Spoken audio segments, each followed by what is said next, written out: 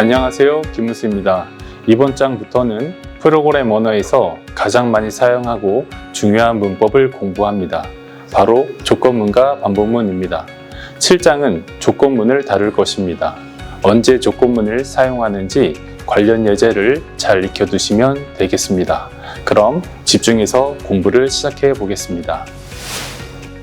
제7장 조건문을 공부하도록 하겠습니다. 코드를 짜다 보면 조건에 따라서 서로 다른 코드를 구현해야 할 때가 있습니다. 다시 말해서 조건에 따라서 참일 경우와 거짓일 경우를 구분하여 코드를 작성해야 할 때가 있습니다. 이때 사용하는 것이 조건문이고, 조건문에서는 if문을 가장 많이 사용하고 있습니다. 이번 장에서는 조건문에 대해서 공부를 하고 예제를 살펴보도록 하겠습니다. 먼저 조건문의 정의를 공부하겠습니다. 조건문은 조건에 따라 개발자가 원하는 방향으로 코드의 흐름을 변경할 수가 있습니다. 조건문의 종류로는 if문과 스위치문이 있습니다. 이번 장에서는 if문을 살펴볼 것이고 8장에서는 스위치문을 살펴보도록 하겠습니다. if문의 유형으로는 단일 if와 중첩 if가 있습니다. 두 개의 차이점도 저희가 살펴보도록 하겠습니다. 먼저 if문의 기본 형식을 살펴보겠습니다. 자, if문이 있고요. 그리고 소괄호로 조건식을 작성을 합니다.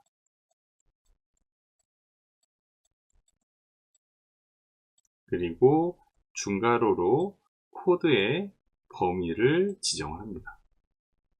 그리고 else 키워드를 작성을 하고요.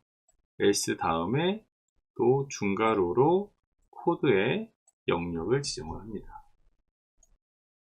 첫 번째 코드의 영역이 있고요. 그리고 두 번째 코드의 영역이 있습니다. 자, 정의해 보시면 조건에 따라, 여기 보시면 저희가 조건에 따라 라고 기록을 해놨는데, 이 조건이 바로 조건식을 의미합니다. 그럼 이 조건식은 참과 거짓으로 구분할 수 있습니다. 그러면 if문의 의미를 완성시켜 보도록 하겠습니다. 조건이 참일 경우에는 첫 번째 스코프에 있는 코드를 실행을 하는 겁니다. 다시 말해서 조건이 참일 경우에는 첫 번째 요 파란 상자에 있는 코드를 실행을 하게 됩니다. 만약에 조건식이 거짓일 경우에는 else로 정의된, 여기서 else를 기억하셔야 돼요. else로 정의된 블록을 실행을 하게 됩니다. 여기 있는 부분을 이렇게 실행을 하게 됩니다. 이게 바로 if문의 기본 형식이 되어 있습니다. 다시 한번 정리를 해보자면, 조건에 따라 참일 경우에는 첫 번째 이 스코프에 있는 코드를 실행을 하는 것이고, 거짓일 경우에는 else로 정의된 스코프를 실행을 하는 것입니다. 그래서 개발자가 원하는 방향, 참일 경우와 거짓일 경우로 구분하여 코드의 흐름을 변경할 수 있는 것이 조건문이 되겠습니다. 현재 보이시는 이 if문은 단일 if입니다. if문을 한 개만 사용해서 단일 if라고 생각하시면 됩니다. 중첩 if는 if문을 먼저 작성을 하고, 이렇게 작성할 경우에는 이 조건이 참일 경우 이쪽 안에 있는 코드를 실행을 하는 그런 if문이 되겠죠. 이 if문 안에 다시 if문을 작성하는 것입니다. 이것을 중첩 if라고 합니다. 다음 예제에서 if문의 예제도 확인해 볼 것이고, 중첩 if의 예제도 확인을 해 볼 것입니다. 지금 현재 이 장에서는 조건문이 무엇인가, 그리고 조건문을 작성하는 문법은 if문과 스위치가 있는데 현재 저희는 if를 공부하고 있고요. 그리고 다음 예제에서는 단일 if와 중첩 if를 차례대로 살펴보도록 할 것입니다. 여기서 중요한 팁을 하나 소개시켜 드리도록 하겠습니다. 조건식을 판별하는, 그러니까 조건을 판별하는 조건식이 되겠죠. 이 조건은 참과 거짓으로 판별을 합니다.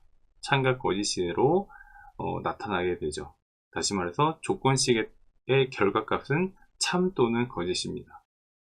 자, 이런 조건식은 비교연산자를 사용하여 작성을 합니다. 비교연산자 잠깐 살펴보도록 할게요. A는 B보다 작다.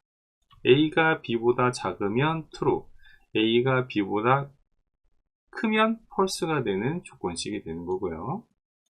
또는 A가 크거나 같다 B보다. 이 조건식은 A가 B보다 크거나 같을 때 true의 결과가 나오는 것이고, A가 B보다 작을 경우에는 false의 결과를 나타나는 그런 조건식이 되겠습니다. 비교연산자를 복습 한번 하면서 종류를 한번 적어 보겠습니다. 같지 않다, 같다,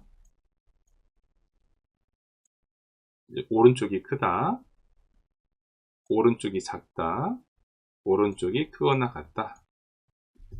이런 식으로 비교연산자를 작성하여서 조건식을 작성할 수가 있습니다.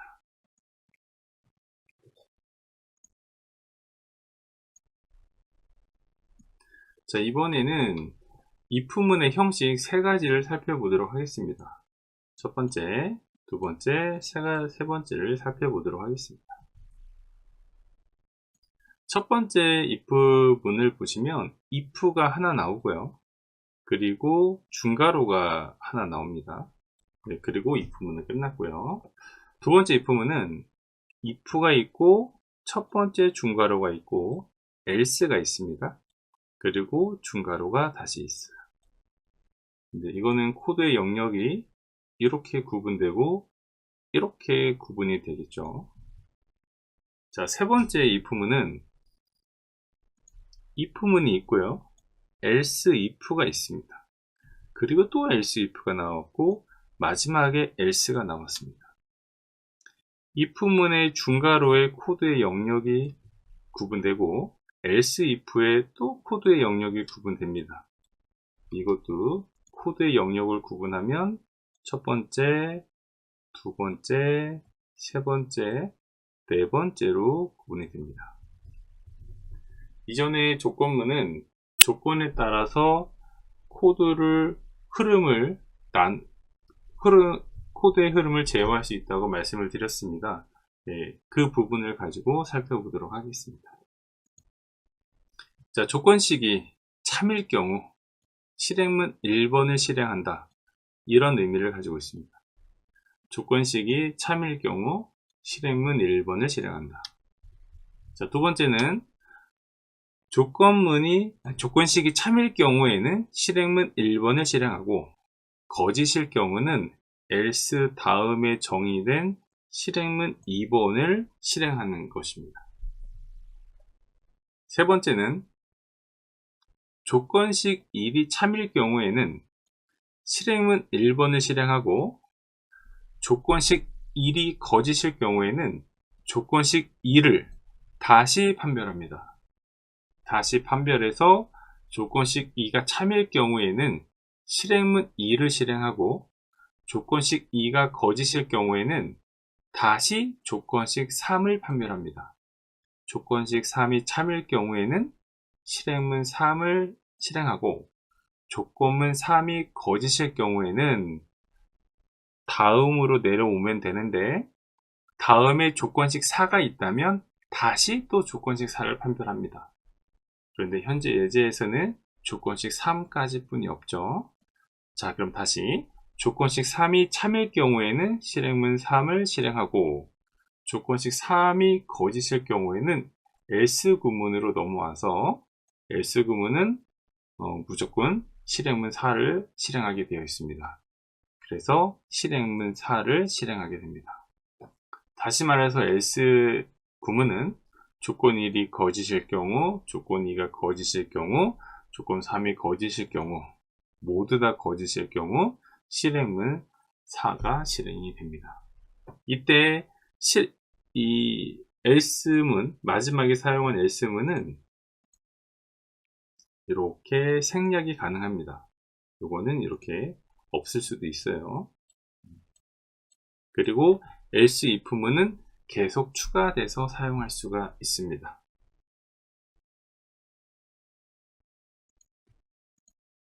자, 다시 한번 정리를 한번 해볼게요. 자, 첫 번째 이 구문은 조건식이 참일 경우에만 정의한 그런 if문이고요. 두 번째 if문은 조건식이 참일 경우와 그리고 거짓일 경우를 구분하여 정의한 if문이 되겠습니다. 세 번째는 조건이 여러 개일 경우를 정의한 if문이 되겠습니다. 다음 예제를 살펴보도록 하겠습니다.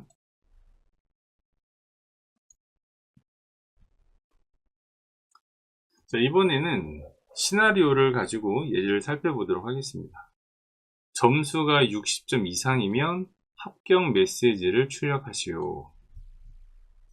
자, 이 시나리오를 봤을 때 먼저 조건이 있는지 한번 판단해 보겠습니다. 점수가 60점 이상이면 합격 메시지를 출력하시오. 네. 점수가 60점 이상이면 이 문구가 조건을 나타내는 그런 문장이 되겠죠. 자, 그 코드를 한번 살펴볼게요. 자, int라는 자료형에 포인트라는 변수명이 있고요. 그리고 이 포인트의 자료형 int입니다. 그러면 이제 포인트라는 변수에는 현재 90이라는 값을 저장하고 있습니다. 네, if문이 나왔습니다. 자, 이 첫 번째 예를 우리는 조건식이라고 합니다. 조건식. 포인트가 60보다 크거나 같다. 이제 포인트에 저장된 값이 90이죠. 90이기 때문에 이 포인트를 90으로 보겠습니다. 90이 60보다 크거나 같다. 90이 60보다 크죠. 그러니까 이 조건은 true가 됩니다. true가 되기 때문에 바로 뒤에 있는 이 중괄호 안에 있는 이 코드를 이렇게 실행할 수가 있게 됩니다. 그래서 결과는 합격이라는 단어가 출력을 하게 되는 거죠. 만약에 여기가 90이 아니라 40이라고 가정한다면 어떻게 될까요? 40이라 가정을 한다면 이 포인트의 값은 40이 되겠죠. 40. 그러면 40이 60보다 크거나 같다. 근데 이 결과값은 false가 되기 때문에 현재 참일 경우에 정의된 이 코드를 실행하지 않습니다. 그러면 콘솔에는 아무런 값도 뜨지 않게 되는 결과를 보이게 될 겁니다. 자, 이번에는 밑에 있는 예제를 한번 보겠습니다. 자, 이번에는 isCondition이라는 변수를 만들었고 이 변수의 자료형은 boolean 타입입니다. boolean 타입은 true 아니면 false를 가질 수 있다고 했죠. 자, 조건의 결과는 true 아니면 false이다. 그리고 boolean이라는 자료형은 true 아니면 false이다. 즉 boolean이라는 이 자료형이 가지고 있는 값 자체는 조건으로 활용할 수가 있습니다. 그래서 if 다음에 이 부분이 조건식이죠. true와 false를 판단할 수 있는 조건식이 됩니다. 근데 현재 isCondition이라는 변수의 값은 true라는 값이 저장이 되어 있어요. 조건은 true 아니면 false. 근데 isCondition은 자료형이 boolean 타입이기 때문에 이 자체가 조건식으로 활용이 될 수가 있다는 거죠. 자, 그러면 현재 if 다음에 나오는 조건식은 true가 되기 때문에 if문에 있는 이 중괄호에 있는 이 참일 경우 실행되는 이 코드를 실행이 가능하게 되는 겁니다. 그래서 결과는 이렇게 좋은 날이 나오게 되는 거죠. 자, 이번엔 가운데 거 한번 살펴보도록 할게요. 가운데 거는 자료형이 좀 달라요. 이 스트링이라는 자료형인데, 이 자료형은 저희가 나중에 조금 뒤에 가서 배울 거지만 인트랑 불린하고 좀 다릅니다. 자바에서 이 스트링이라는 자료형을 좀 다르게 처리를 해요. 조금 더 일단 전문 용어를 언급하자면 객체처럼 처리를 합니다. 근데 현재는 그 부분 객체에 대해서 단어만 객체라는 단어만 기억하시고 깊게 여러분들이 공부하진 않으셔도 됩니다. 자, 똑같이 한번 생각해 볼게요. 프로트라는 변수 안에 f이라는 문자열이 이렇게 저장이 되어 있습니다. 그래서 현재 플롯이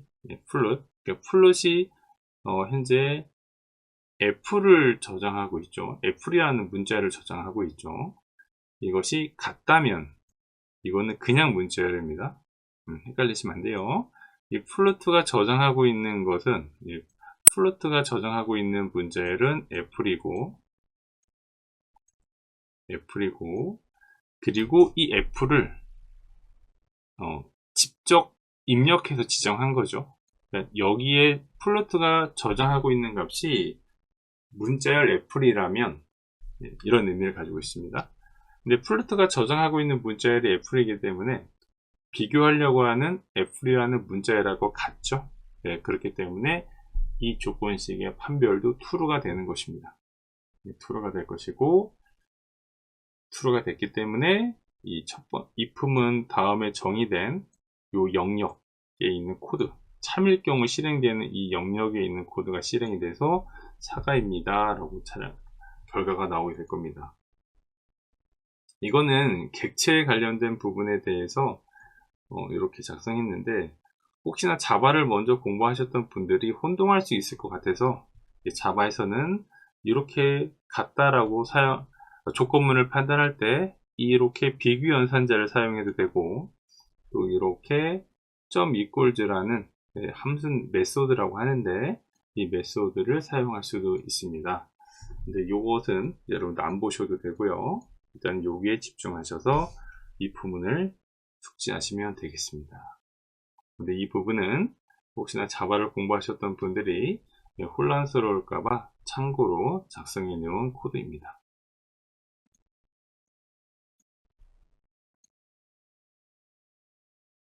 자, 단일 if 예제 심화를 한번 살펴보도록 하겠습니다. 영어 점수가 80점, 수학 점수가 70점, 자바 점수가 90점이 있습니다. 자, 우리가 이 점수를 컴퓨터가 기억을 해야 하기 때문에 예전에 저희가 배웠던 이 선언문을 이용해서 영어 점수, 수학 점수, 자바 점수를 이렇게 기억하도록 코드를 작성을 했습니다. 그리고 문제를 더 읽어볼게요. 총합의 점수가 250점 이상이면 합격 메시지를 출력해라 이렇게 나와 있어요. 자, 그럼 먼저 총합을 우리가 구해야 되겠죠. 총합을 구하는 코드를 보시게 되면은 이게 총합을 구하는 코드입니다.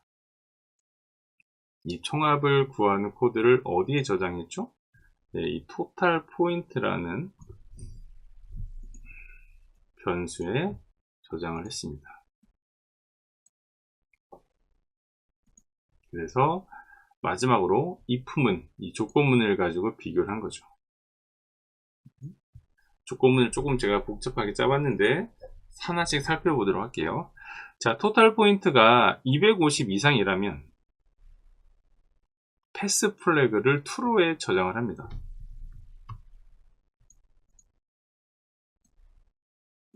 자, 여기서 패스 플래그 잠깐 볼게요. 이 패스 플래그라는 제가 변수를 하나 선언을 했습니다. 그럼 이 패스 플래그는 false 아니면 true 값을 가질 수 있죠. 자, 이 변수를 어떻게 활용했냐면 조건에 따라서 그러니까 if문에 조건을 단 거죠. 총합이 250 이상이라면 이 패스 플래그라는 값에 true를 집어넣어라, 이런 뜻이죠. 근데 만약에 토탈 포인트가 250보다 작다면 이 패스 플래그는 true라는 코드는 실행되지 않을 거기 때문에 이 패스 플래그는 false라는 값, 초기 값을 그대로 갖고 있을 겁니다. 마지막으로 여기 있는 if문을 확인해 보시면 패스 플래그, 이 패스 플래그는 자료형이 불린이죠. 그러니까 true 아니면 false를 가질 수 있습니다. true 아니면 false를 가질 수 있다는 것은 조건식으로 활용이 될 수 있다는 의미가 되겠죠. 만약에 패스 플래그가 true라면 합격을 출력할 것이고, 패스 플래그가 false라면 합격이란 코드를 실행하지 않을 겁니다. 자, 그래서 전체적인 의미를 보게 되면은 먼저는 다시 보겠습니다. 먼저는 영어 각각의 점수를 저장하는 변수를 만들었고요. 합격 유무를 저장하는 변수 하나를 만들었고요. 총합을 저장하는 변수를 만들었습니다. 그래서 먼저 총합을 구했어요. 총합을 구한 다음에 총합을 250 이상이라는 기준으로 조건식에 활용을 해서 조건식을 만들었습니다. 이 조건이 참이면 합격 여부를 저장하고 있는 이 값을 true로 바꾸는 것이고, 그렇죠? 근데 이 조건을 만약에 만족하지 않는다면 현재 이 코드가 실행되지 않기 때문에 false라는 값을 그대로 갖고 있을 겁니다. 그래서 마지막으로 이렇게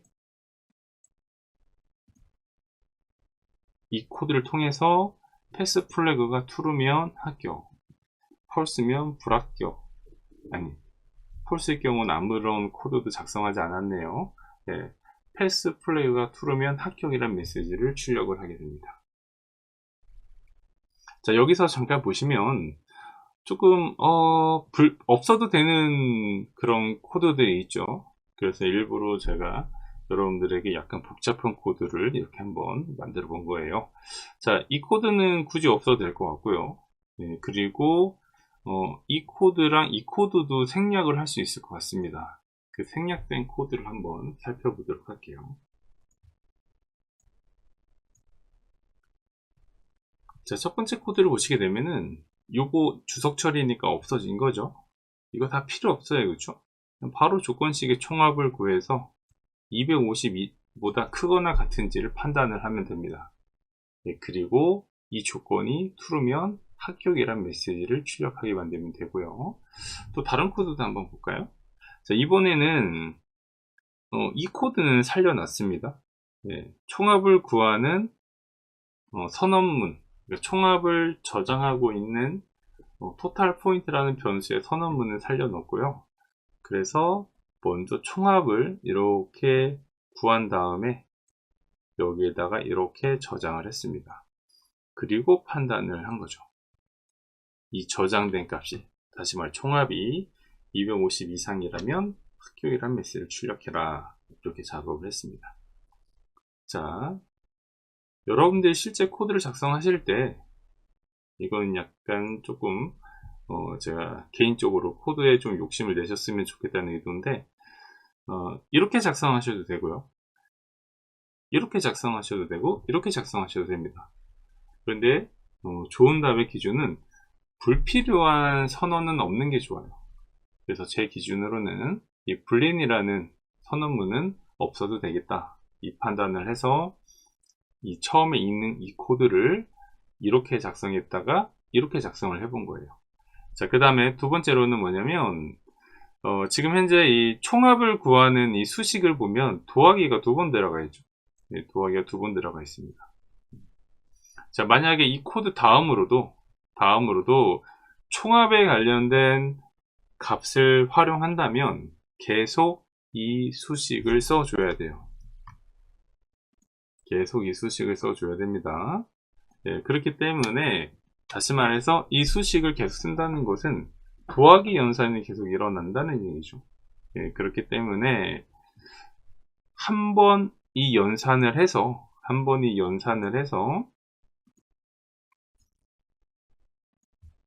토탈 포인트에 저장을 해 놓는다면 이후에 이루어지는 코드에서는 굳이 이 복잡한 연산을 시킬 필요가 없다는 거죠. 네, 그래서 코드는 여러 개로 우리가 작성할 수 있다는 것을 먼저 보여드렸어요. 네, 이렇게 작성해도 되고요. 그리고 이렇게 작성해도 되고요. 이렇게 작성해도 된다. 그렇지만 여러분들이 코드를 작성할 때는 불필요한 선언은 없는 게 좋다. 그리고 이렇게 계산이 필요할 때는 미리 계산해서 변수에 저장하고 활용하는 것이 좋다. 이것을 생각하시면서 코드를 작성하시면 코드가 더 재밌어질 거라고 확신을 합니다. 그래서 3개의 예제가 있는데 저는 이 답을 가장 추천해 드리고 싶습니다.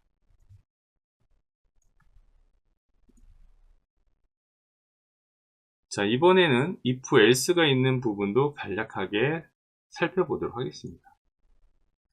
자, 점수가 60점 이상이면 합격, 메시지를 60점 미만이면 불합격. 자, 그러면 조건을 보시게 되면은 조건이 true가 있고 false가 있을 수 있죠. 이번에는 else문을 사용해서 false인 경우도 코드를 처리하였습니다.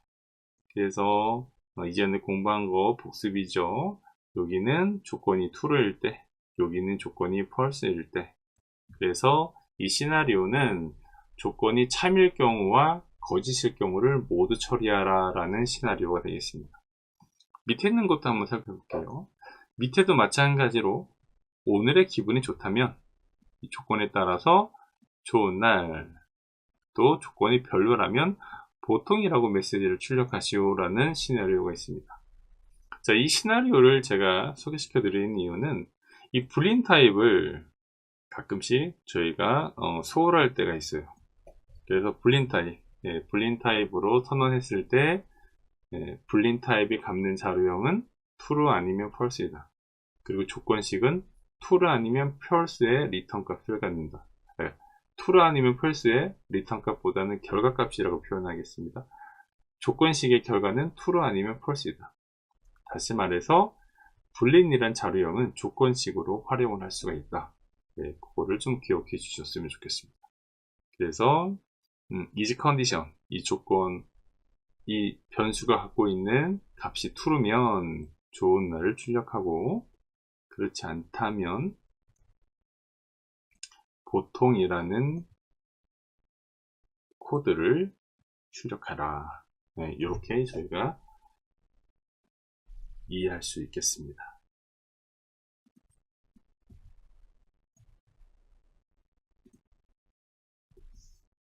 자, 이번에는 조건이 여러 개예요. 조건이 여러 개 하면은 저희가 생각나야 되는 형식은 if, else, if, else, if, else, if, else가 되겠죠. 물론 마지막에 else는 생략이 가능합니다. 조건을 볼게요. 첫 번째 조건이 90점 이상. 그래서 우리는 첫 번째 조건. 두 번째 조건이 80점 이상. 세 번째 조건이 70점 이상. 네 번째 조건이 60점 이상. 그리고 조건이 없어요. 첫 번째, 두 번째, 세 번째, 네 번째 조건도 해당되지 않으면 이렇게 해석을 할 수가 있겠죠. 네, 그래서 저희는 if, else if, else if, else if, else 구문의 유형에 따라서 이 문제를 코드로 해결할 수가 있습니다. 그래서 첫 번째 조건은 이해가 되겠죠. 그래서 첫 번째 조건은 이 코드가 될 거고, 두 번째 두 번째 조건의 코드는 여기가 될 테고요. 세 번째 코드의 조건은 여기가 될 테고요. 네 번째 코드의 조건은 여기가 될 테고요.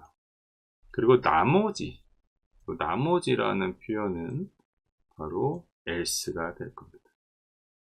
그래서 이 문제의 결과값을 보겠습니다. 이제 포인트는 88이 저장되어 있습니다. 그럼 첫 번째 조건이 88보다 크거나 같다 라고 따졌을 때 얘는 false가 되겠죠. 그러니까 두 번째 조건으로 내려올 겁니다. 두 번째 조건의 포인트는 그대로 88이죠.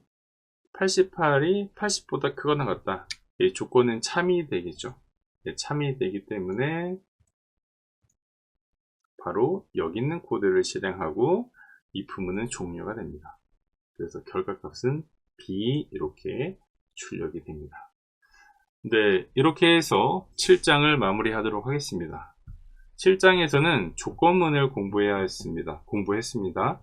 조건문은 조건에 따라서 true와 false로 구분되어서 코드를 처리를 합니다.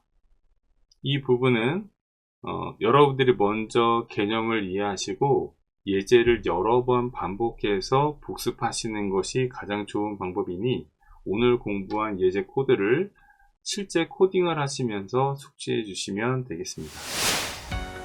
이렇게 해서 if문에 대해서 공부를 하였습니다. 조건에 따라 코드의 흐름을 달리하는 법을 공부하였습니다. if절의 다양한 형태를 정리하고 예제를 잘 정리해 두시기 바랍니다. 중점으로 체크할 부분은 첫째, 조건은 참과 거짓을 판단한다. 둘째, 조건이 참일 경우와 거짓일 경우에 실행되는 절차입니다. 반복하여 공부하는 것이 중요한 것임을 기억하시고 숙달될 때까지 체크하시길 권해드립니다. 감사합니다.